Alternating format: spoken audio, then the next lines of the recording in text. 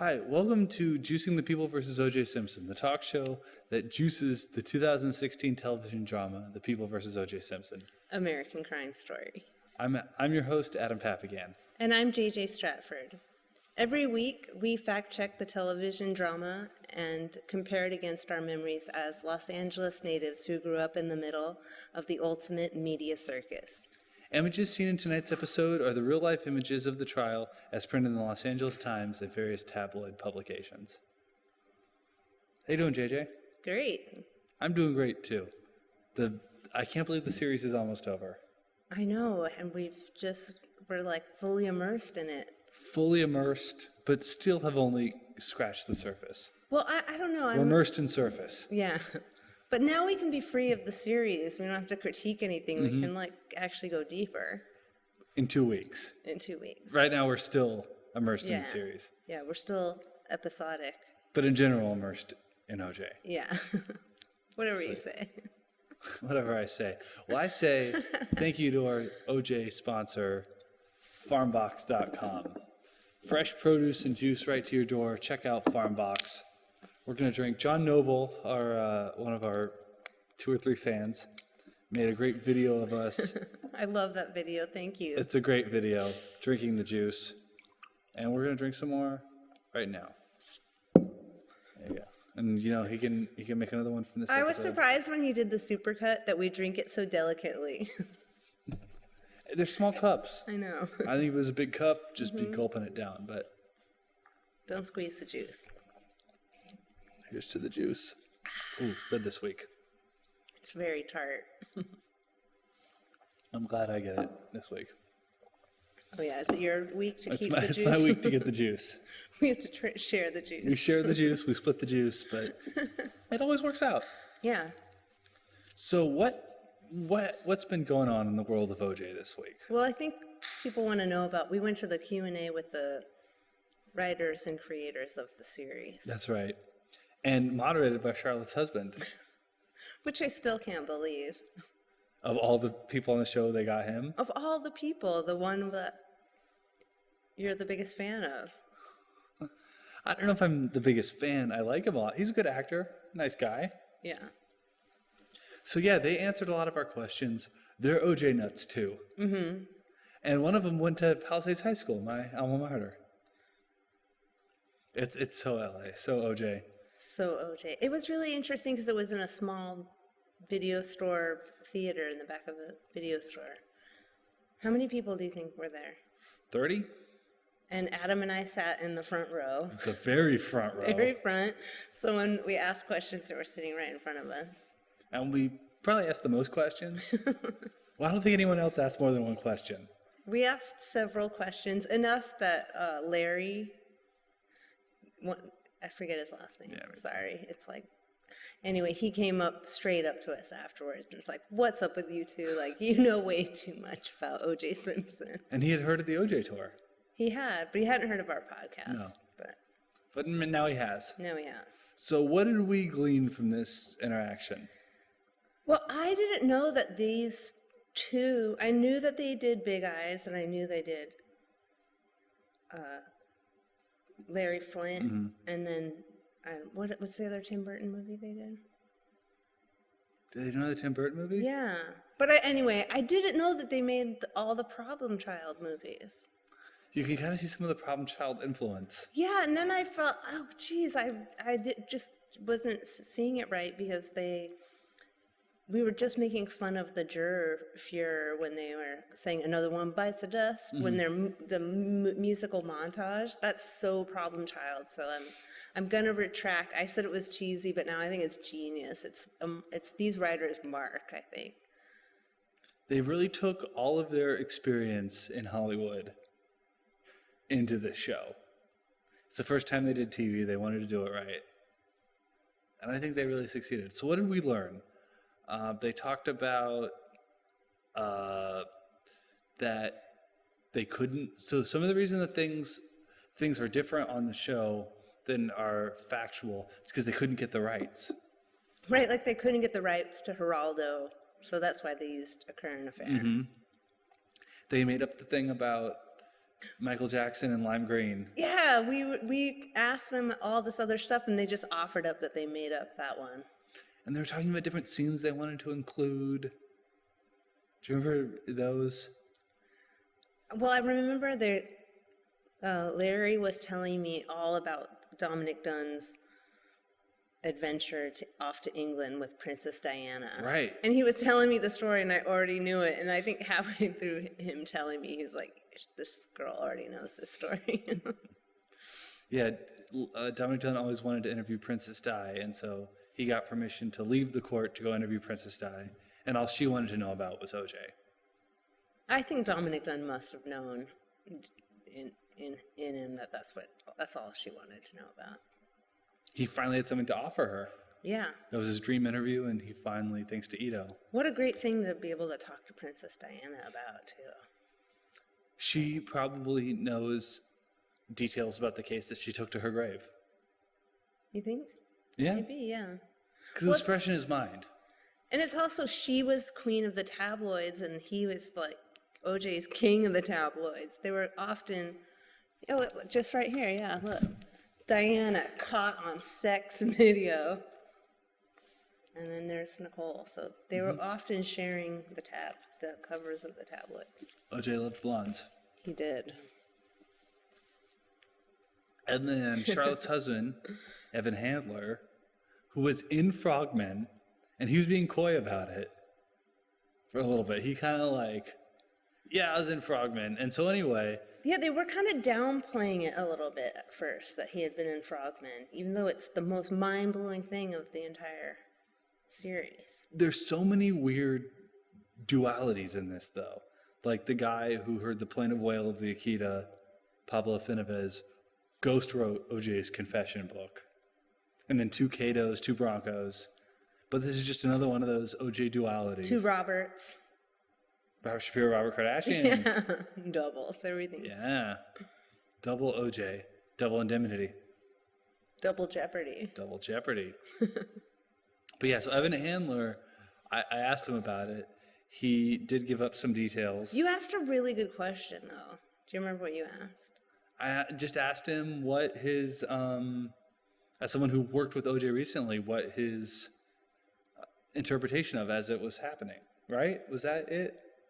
Yeah. I didn't really realize as I was asking. Yeah, you just asked him, like, as a person who has, like, worked with him from, like, a non-celebrity point of view, what his opinion was of the time, hearing about it. And well, he said that he'd just worked with OJ, but then he was on an airplane during the Bronco chase, so he kind of missed it. But when he heard that Nicole had been murdered, his first thought was, I feel bad for OJ. He wanted to get back with his ex-wife, and now she's dead. Yeah, I guess everyone on the set of The Frogmen was going through a divorce, or a breakup. Mm-hmm. So they all the actors were kind of bonding about their, like... And he described OJ as the coach in the locker room. That's right.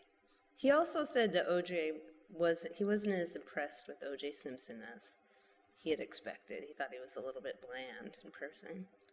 But he did tell a story about going to the airport with OJ and being impressed by how OJ could get whatever he wanted at the airport.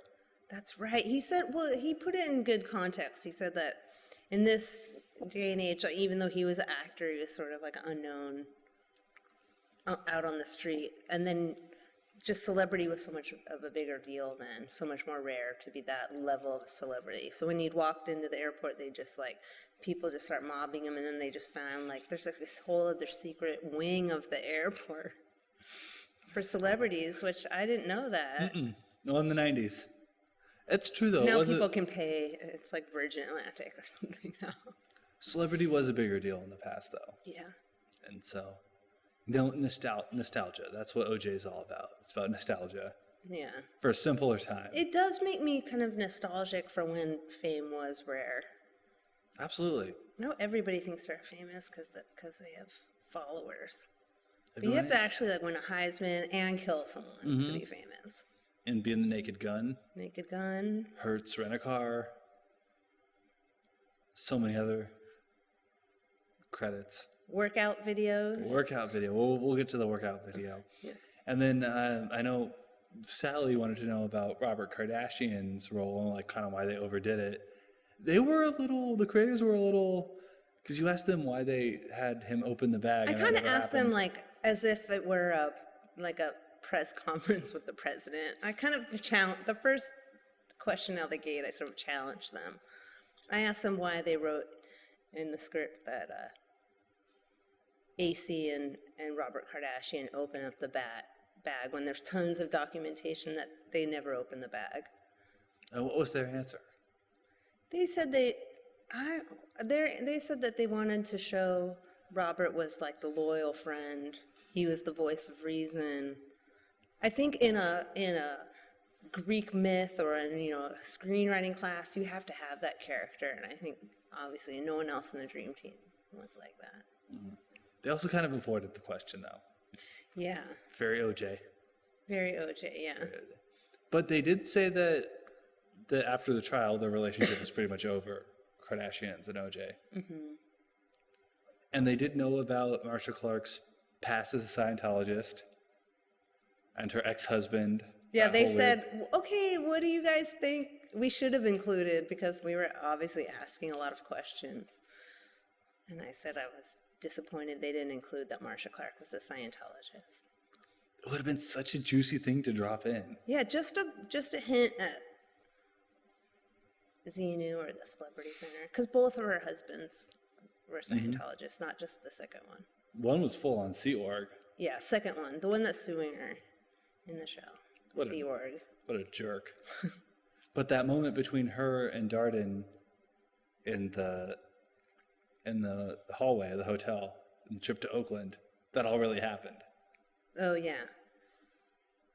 I think all the big details on the show really must have Well, happened. I think they also admitted that if anything were fan fiction in the show, it's the Marsha and Chris Darden thing, that people really wanted to believe they're the romance novel, they're the racial harmony of the story. But they're so coy about it. Oh, you mean in interviews? In real life. Yeah. Have you seen Chris Darden answer Oprah when she asks him? What does he say? He's like, he just says Marsha's a very beautiful woman. Any guy would like her if they were around her. Yeah. But then she asks him they actually had sex, and then he's kind of coy. He doesn't actually answer the question, but he doesn't deny it either. So They could have made out. That's enough for me. yeah, or they could have just worked together. No, there's more going on. Because this story can't just be on the surface. Everything has to have a secret. Absolutely. You're finally getting it. Other OJ news. If you have enjoyed the 10-part FX miniseries, Esquire Network, which, did you even know that was a network? I didn't know. It's a network. Esquire Magazine has a network. 12-part miniseries about OJ next. So it just keeps going. Martin Sheen, it was just announced today, is making a miniseries about how OJ is innocent. It's only going to be 6 parts, but we're looking at 18 more hours of this. All right. Yeah, it's going to be great. So juicing, even after the People versus O.J. Simpson American Crime Story ends, juicing will continue, at least until we get Cato. At least until we get Cato. The show will continue till Cato. Half past Cato. We just have a lot more things to talk about that we can't get into every episode. Endlessly fascinating. Yeah. And we wind up in TV ourselves. We're just like the Kardashian kids. I will say for Sally's behalf that the creators I think they just had a soft spot for Robert Kardashian, the way, like that predicament of like, your best friend killed my best friend. It tore our family apart. He's very soap opera-y, very tragic. Everyone kind of has a different person from the case they identify with. Yeah. Mine's probably somebody other. No, Cato. I don't know. I like them all. I like them all. Oh, and then they also were just like, when somebody was talking about Kim Goldman, they're like, ugh, Kim. Kim Oh, said yeah, that. they didn't want to talk about the Goldmans either. The Goldmans suck. It's hard to say that without sounding cold because Ron did die and nobody should be murdered, whatever. But, like, he seemed like kind of a crappy person, and that means Kim probably sucked. It's just Kim. It's not Fred. Fred's just... He raised them. Yeah. Bratty kids. cocky, as my dad would say. The mustache. That mustache is weird. You're not going to start waxing. It's a little bit, it's shorter now. And when he's on TV now, it's shorter, but it's the same. Yeah. I don't know about the Goldmans. That's maybe in a future episode, whole one about the Goldmans. Oh, the last thing I want to say about when we met the creators is that we stopped Evan Handler at the very end because I just had one question, which was to end this rumor that in the Frogmen, in the opening scene, I asked him if O.J. Simpson slices a woman's neck open. He said that wasn't not in the script. So it was good to get that. Yeah, I was like, he solved the conspiracy there. Mm-hmm. Good to get, he's a First-hand info. primary source. Yeah. Which is rare in the OJ case, a primary source. Mm-hmm. A lot of hearsay, a lot of objections in the courtroom. But let's get into this week's episode. Yeah, there's a lot to talk about. Yeah, there's a lot in this episode. So it opens up with the exercise tape. Well, first, a current affair. When they were doing that triangle graphic, I was like, oh, I bet JJ's loving this. Was that your favorite part? No. It wasn't. No. You didn't like the triangle graphic? Because I'm nitpicking, but they did it with like new technology. Oh, that wasn't the real current It's affair? not the real current affair, and like they didn't get the 90s video graphics right. But I'm a stickler about that type of video graphics. It's my own weird thing. Okay. It's good. I was glad that it was in there. Okay. Well, good. So current affair. They talk about how OJ was injured from football. This was another great Easter egg. Couldn't have done the stabbing because of his football injury. Right. But there's actually a video from the day of the murders at Paul Revere Middle School during the dance recital. A guy had his camcorder. He's visiting from out of town. He saw OJ. And it's like, oh, my friends back home might want to look at OJ. He videotaped OJ lifting his kids up above his head. That's right. So they were able to shut that down from the defense's side. And then they talk about the exercise video. What do you know about the exercise video? I wish I had brought it tonight, but it was filmed at OJ's house like 4 days before the murders. And it's I'll put it on our Facebook page. There's really good outtakes on the VHS tape that prove that he's totally able-bodied but loopy in the head. Was on pills or cocaine? Well, I don't know. I listened to Chris Darden on Oprah, and he said that they actually did test OJ for drugs, but they didn't find anything. But pills got out of your system in a couple days. Oh, is that what it is? Yeah. And they didn't test it for steroids. Why does he need to be on steroids? He wasn't playing anymore. Yeah. But there might be like residual effects of steroids. I don't know. So yeah, I want to see that workout tape. Is it on? It was released? Own it. I have it. So it's officially released.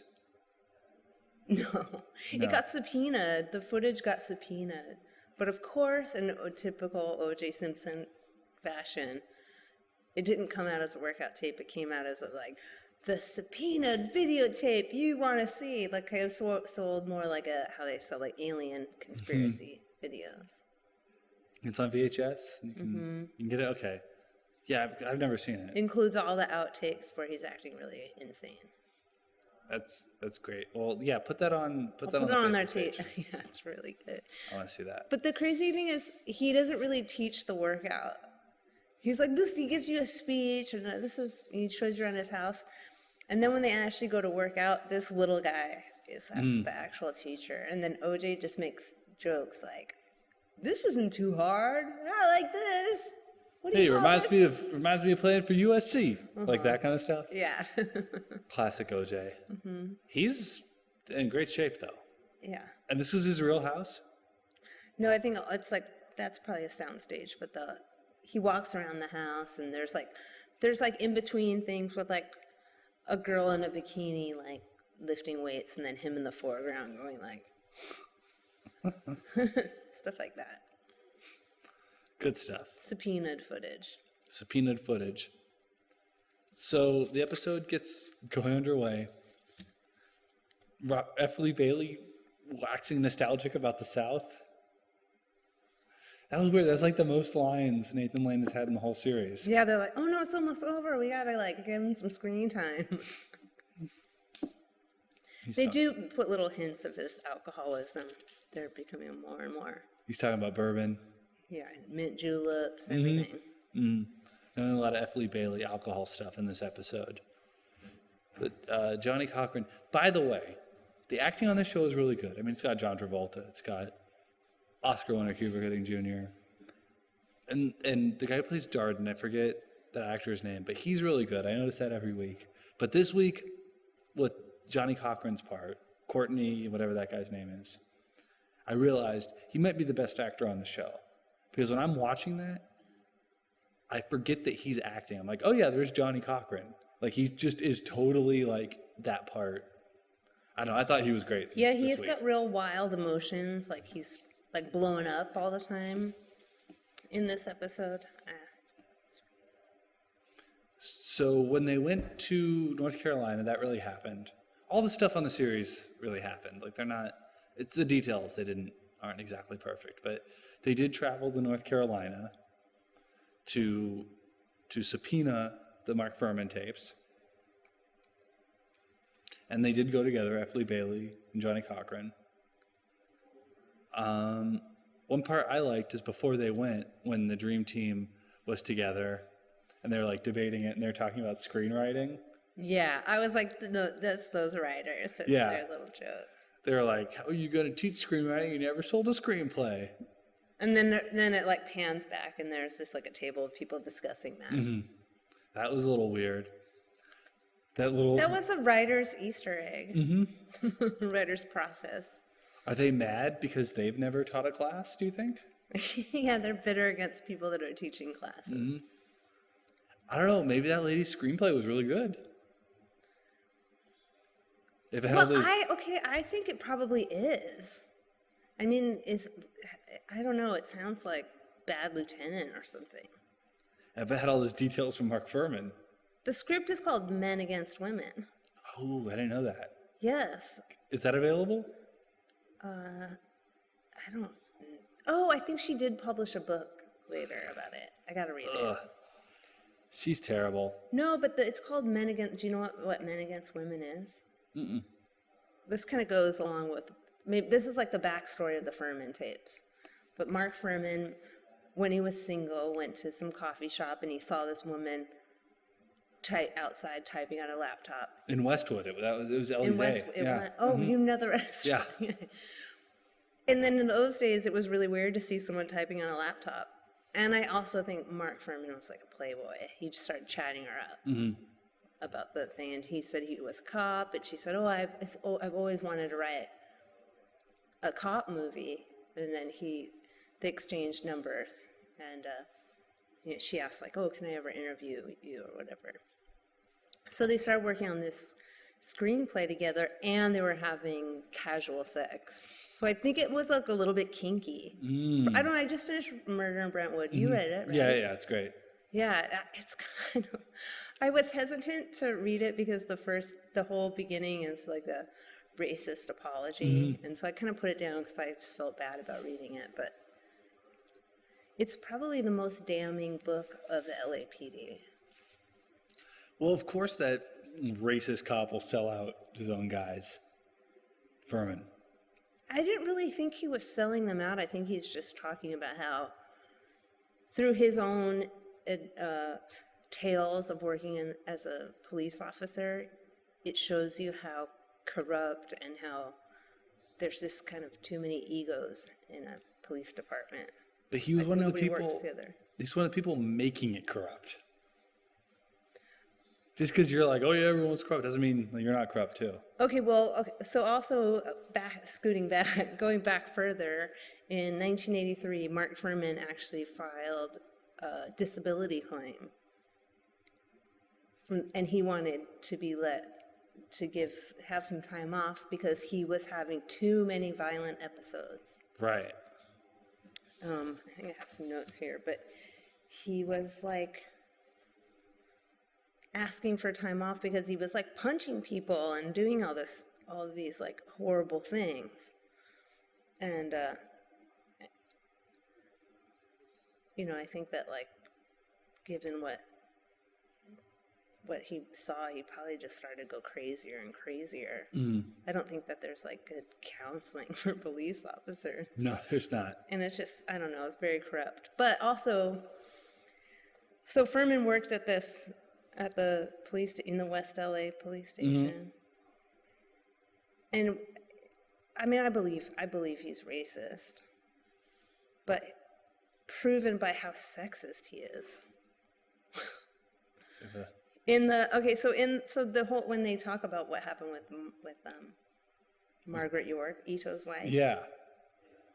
Well, she was his commanding officer. Yeah, and she disciplined him. Yeah. For writing KKK. Yeah, so someone defaced a Martin Luther King poster in the station, and after roll call, she came in and started to reprimand all the officers for defacing whoever she wanted, whoever to deface it, to come forward. And Mark Fuhrman was in the back, just talking over Margaret York, just talking to his friend all loud while she was giving this like important speech. So she called him into the office, and everyone blamed him because he was being so disrespectful in the speech. They just sort of, she like forced him to sign something. Yeah, right. That he did it, yeah. Yeah, the guy who collects Nazi medals was framed for not liking MLK. Well, there's Men Against Women comes from all these police officers in the West LA division just didn't think women should be police officers. They just thought they didn't have the experience and weren't tough enough to work the streets. They had no business being there. So he had a major problem with Margaret York just because she was the commanding officer.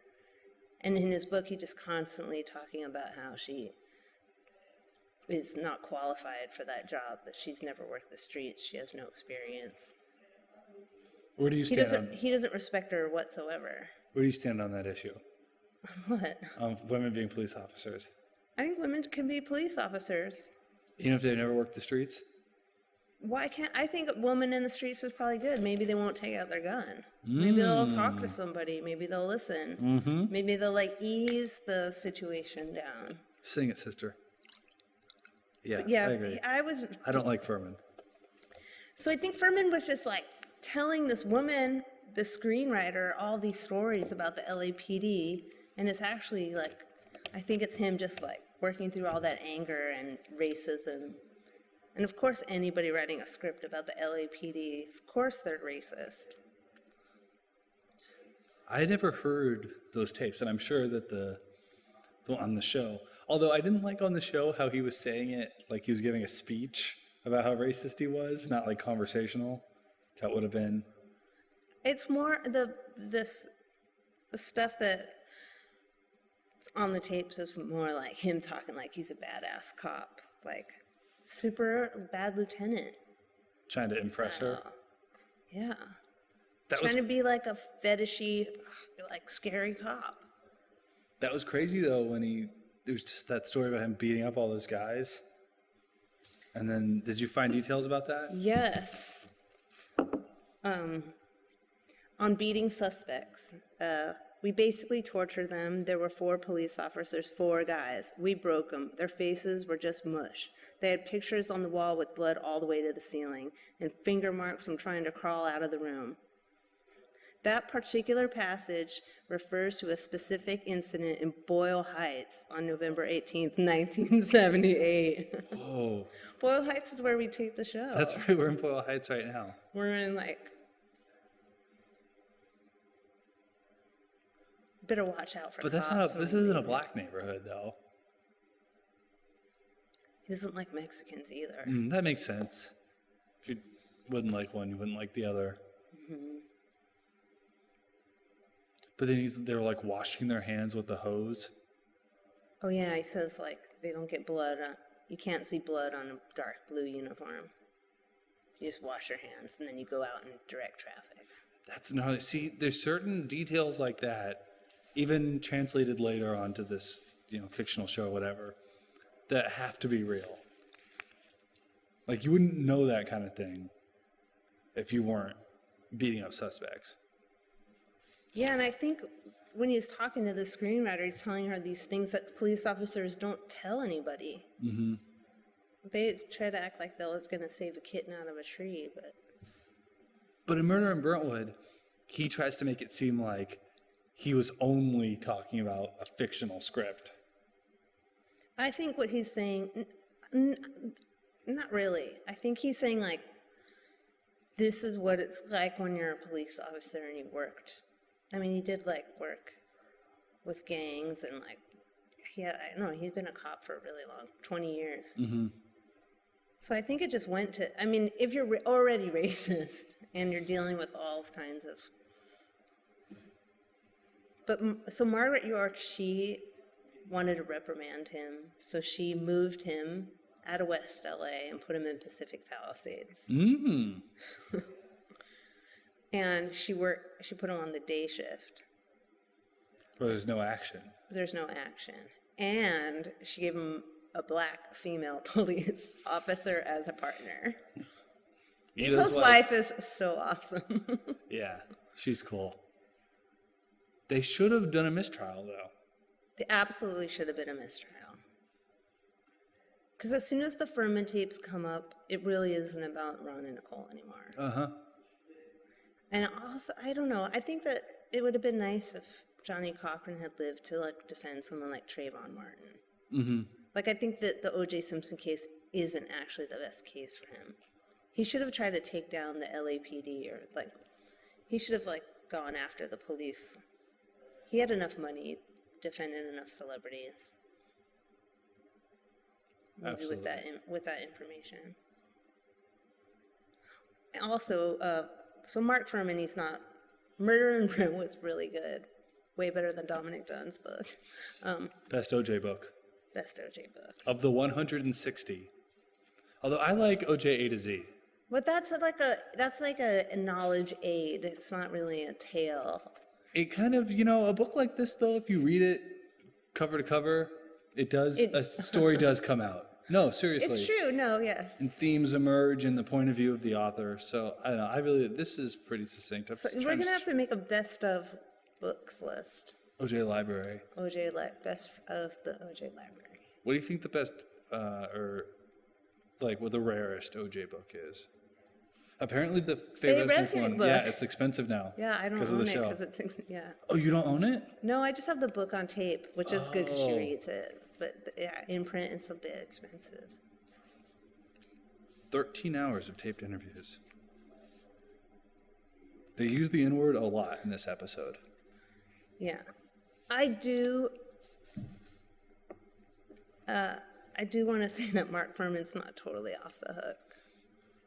Because he was, like, defending Darren Wilson on Fox TV. Who's Darren Wilson? He's who shot Michael Brown. Oh. Yeah. Of course he'd side with the police. Yeah. On that one.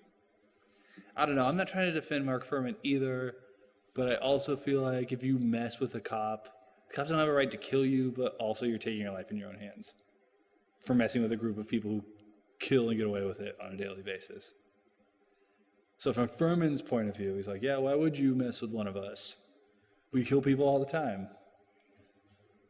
So I get it. But yeah. But it was like Nathan Lane said in this episode, it takes certain character to be hated by both sides. Oh yeah, I love that line. That was a good line. So what else was going on in this episode? There's Ito's wife. That's like the only picture of her. Yeah. How did they meet? Do you know anything about... I don't know how they met. Does Ito have a book? No. Ito kind of learned this trial was a lot about learning lessons the hard way. Yeah. He really retreated he stopped courting the spotlight. When his wife came into the story, that's just like too far. Now that even the judge has like tabloid drama. Dominic Dunn called an airport paperback. More Larry King. More Larry King. He's wearing a wig. He goes, Do you notice? No. Yeah. So many wigs in the show. Funny wigs. The wig master on the show. Larry King must, when he's shooting those scenes of the Larry King show, he must be so like, those are my best days. I feel bad for Larry King. I want to know his perspective on all this. Larry King on Larry King Live. Yeah. That would be really good. Mm-hmm. I mean, now he's doing his hosting that show at McDonald's. Do you think that Ito's wife lied so he could get on to do the case? Yeah, of course. Because she signed a paper that says she doesn't remember Ferman. But according to Ferman, they had several run-ins. She reprimanded him. She reassigned him. But also, wasn't They had she like 3 different things that draw on this. concerned that would come out? I'm sure when she signed the thing, though, she didn't think that Ferman was going to become The focal point of Yeah. the end of the trial. But what was her backup plan if he did? I don't know. Ask Peggy. Do you know what's up with Ito and the timepieces? Oh, the hourglasses. Yeah. He has so many of them on the stand. And I remember that about him, but I'm curious what the interest is. That's probably just his quirk. Like, judges are allowed to, because that's their courtroom, their He bench. has like a poetic reason, right? But they're allowed to keep like crap. You know, like you go into an office and people have like action figures on their desk or whatever, weebles or like whatever. He's a hoarder. Yeah. The hoarder judge. So There was a lot of fights a lot of fighting going on in the elevators. The Dream Team has a fight in the elevator, and then they cut to the elevator fight with Darden and Marcia. It was a metaphor for being between two places. Being in a safe place where you can talk about the case. There's no cameras. Ito was threatening to charge everyone with contempt in this episode. He should have just done it. Seemed like an empty threat. I'll hold you in contempt. They really should have had a mistrial. They Didn't want to waste the taxpayers' money. And they didn't want to read. Everyone was. So it's not just the jurors who are tired of it. But if they don't win, it is a waste of the taxpayers' money. True. So, I mean, is it worth it to spend a couple more $1 million to... They probably could have won the case if they didn't do anything with the glove. Mm-hmm. They could have won it without the glove. It's kind of shocking. There was enough evidence. But then if they did do a mistrial, how do you find another jury who wasn't watching all this on TV? Would have been impossible. It's tough. It was, yeah. Is that I don't know what double jeopardy is. Do you? Yeah. So basically, you can't be charged for the same crime twice. If you're found innocent, they can't retry you with new evidence. So now OJ could say, yeah, you know what? I did kill Ron and Nicole. And they wouldn't be able to try him if he confessed now. Because he was being charged with the murder of these two people. He was found not guilty, so it's done. So that's what double jeopardy is. So they were worried about that. But I think if there's a mistrial, they can retry it. I don't know.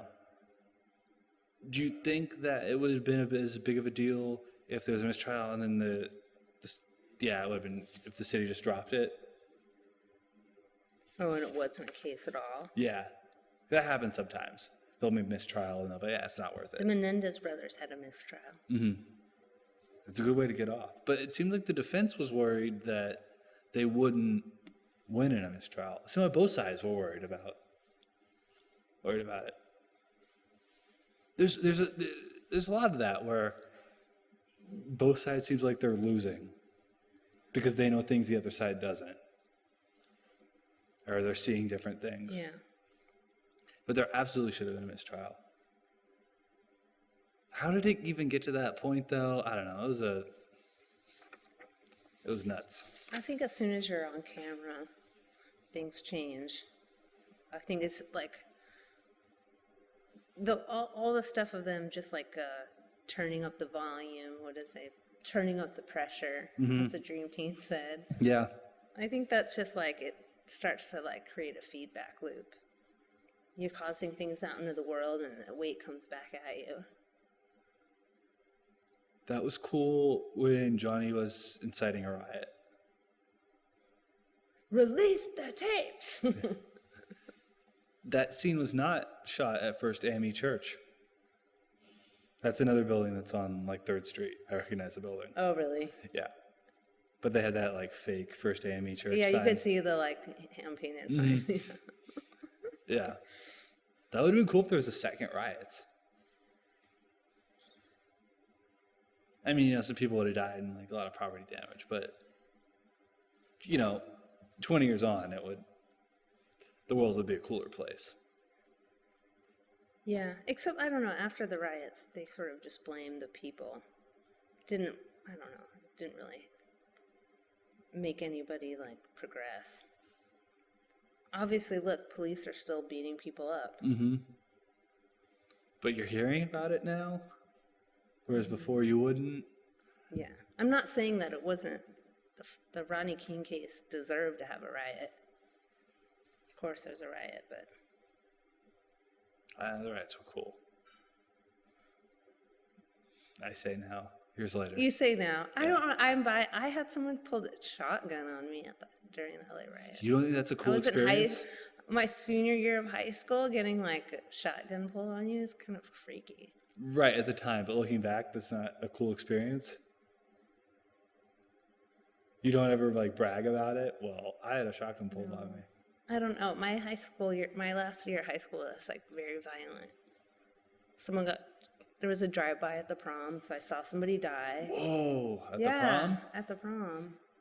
I just watched someone like get killed right in front of me. Me and all my friends at the high. It's just crazy. LA was bad in the 90s. LA in the 90s. A kid tried to sell me a gun in the cooking class too, a gangster. I was like, no, but maybe that radio. Why did you think you would want a gun? Or that was just... Because it was like school was, during the riots, we weren't in school for 2 weeks. They shut down the school. So when we came back, he's like, hey, he's like, Marsha Brady, you might need this. Did you see him at your high school reunion? What's he? I didn't go to that. I didn't go, yeah. Well, we wish them the best. Yeah. Let's shift gears a little bit. Name drop of the week. Did you have anything? Name drop of the week is like the N-word. That was dropped too many times to be a name drop. I thought the name drop of the week, which they didn't say, but it was a reference, Greta Van Susteren. Oh yeah, real quick, yes. She was on the... It was a visual name drop. Visual name. They didn't say I Greta thought Van that Susteren. too. I thought maybe her, but... Said the N-word a lot, though. That was cool when Ferman was on the stand, Darden like walked out of the courtroom. Oh yeah. That probably happened. Ferman had a lawyer, though, telling him to not answer the questions, though. Yeah. I don't know why that wasn't in the show. They have to pay another actor. Right. Doesn't really add anything. Ooh, look at the deputy in the back. I know. He's big like, that's my glasses. favorite photo. That's me. Barry Scheck's hair. Mm-hmm. I'm glad that they worked him into this episode. His 2 lines. Like, that's enough, Scheck. That's right. But he had like a wisecrack, didn't he? Healthy Contempt, Boyle Heights. You had on your notes, Dream Team gets a fax? Yeah. Remember they got the Ito's ruling via fax. Oh, yeah. That was a really cute scene. Let me see the fax. Oh, no. How come that black female lawyer never has any lines? Who is that lady? Because she's just like she's not as, like, she's not on she's not the famous Dream Team. Why even have her on the show then? Because they're trying to be fair. They're trying to say that they did have a woman on their team, which they did. She literally has no lines in the show. She got to cry in this episode. It's one of those things, though, where, like, she'll just be like, Like she'll be nodding so that they I don't like give her any her. lines. I like I her. like her They too. should give her a few more lines. The finale should be all her. Oh, yeah. She needs a big speech. Yeah, and they say like not guilty, and then like the camera pulls back like, and that's how it really happened. There's From a also woman a who was woman- on the dream team. There's also a woman that was hired by Robert Kardashian to just go visit OJ every day. What? Yeah. Hired? Some pretty girl. They hired some like 25-year-old girl to like sit in that, not in his cell, in that room. He wasn't like really in jail. He had friends coming over and a girl go see him all the time. What's that classified ad like? How do you find? Looking for conjugal visits. You're just talking to a murderer. Oh, so let's just get to what it means to plead the fifth. Mm-hmm. Maybe it's in. I think it's in the OJ A to Z. In the Ferman part. So I know that when you plead the fifth, you can't answer any questions. You can't like pick and choose what questions you're going to answer. Oh, really? I thought you could. That's why when he said I'm pleading the fifth, I'm taking that right. That's when Johnny Cochran asked him about planting the evidence. That was great lawyering. But he had to just keep saying that. He had to keep saying it because it's just saying like I choose not to participate at all. I actually think that was the right thing for Mark Fuhrman to do. But he couldn't have just gone like, no, of course I didn't plant the evidence. Well, when according to Murder in Brentwood, once the tapes were released, Marsha and Chris Darden didn't contact him at all. They just totally blanked him. He's like, they should have had me come in and we should have worked out what would happen when I went on the stand. They just totally they fucked up. They funged up. They funked up. Really They funged bad. up. Well, okay. Well, who knows what's going to happen next week on the show? I don't know. You think he's going to get off? I don't know. A lot of evidence both ways. I Who don't knows? know. We might have to deliberate. Yeah. Well, let's end with the joke. This one is not coming from the OJ joke book. Oh, okay. Well, we didn't add this. One more thing, real quick. Marsha gets custody of the kids. That was a sweet moment. Like, Yeah. oh, she might be losing professionally, winning personally. Yeah. Oh, primary custody. What's $6 million of taxpayer money? Yeah.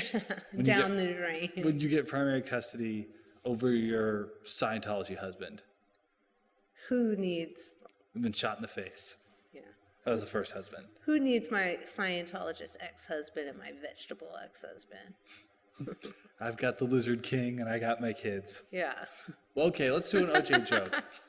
So this one's not from the book. This actually the creators told us. Larry told us. Yeah, this Larry one. told us this in our private Q&A with him. This was not widely known to the public. So this is a knock-knock joke.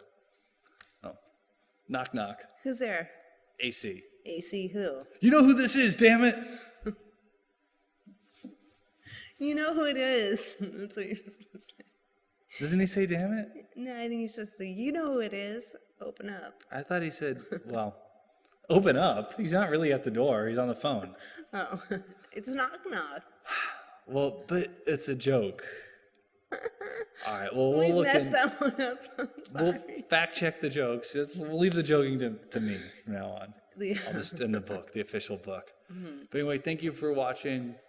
We'll see you next week. And until then, this is Adam Papp again for JJ Stratford saying, don't squeeze the juice.